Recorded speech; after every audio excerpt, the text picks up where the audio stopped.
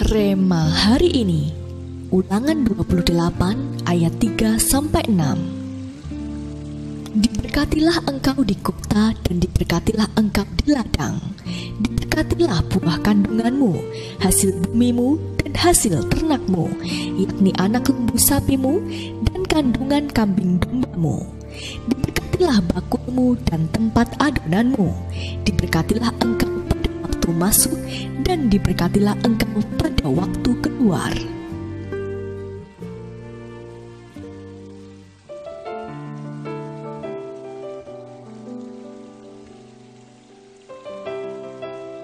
Pada tahun 1998, terjadi krisis moneter yang hebat melanda negeri kita, Indonesia.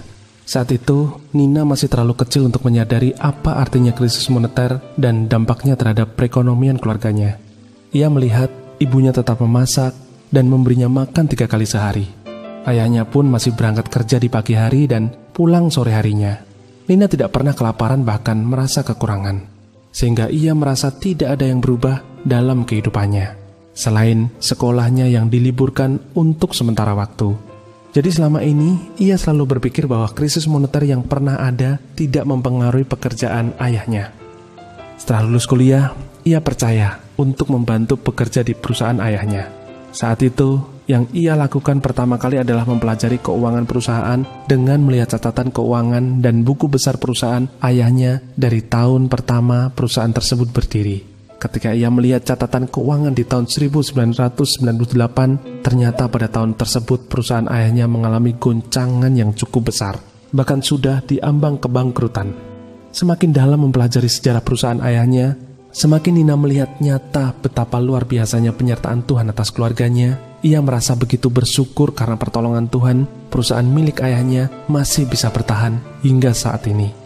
Dari ilustrasi di atas, kita dapat melihat bagaimana penyertaan dan pertolongan Tuhan tetap ada sekalipun dalam situasi yang tidak baik.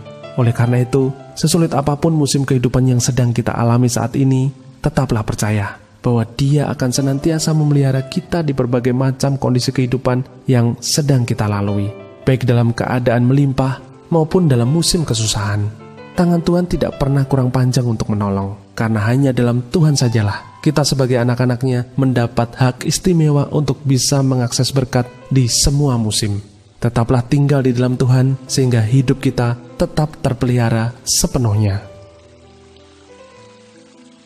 Selama ini, apakah Anda merasa sudah bisa mengakses berkat di semua musim kehidupan Anda? Mengapa demikian? Menurut Anda, apa yang membuat Anda sulit mengakses berkat di semua musim kehidupan Anda? Coba renungkanlah, bagaimana pemeliharaan dan penyertaan Tuhan dalam hidup Anda sampai sejauh ini? Tuliskan. Ya Bapa, terima kasih atas berkat pemeliharaanmu yang sempurna dalam hidup kami. Sekalipun dalam musim kesusahan, kasih karuniamu selalu baru dan senantiasa Engkau nyatakan bagi kami. Kami sungguh bersyukur memiliki Bapa seperti Engkau.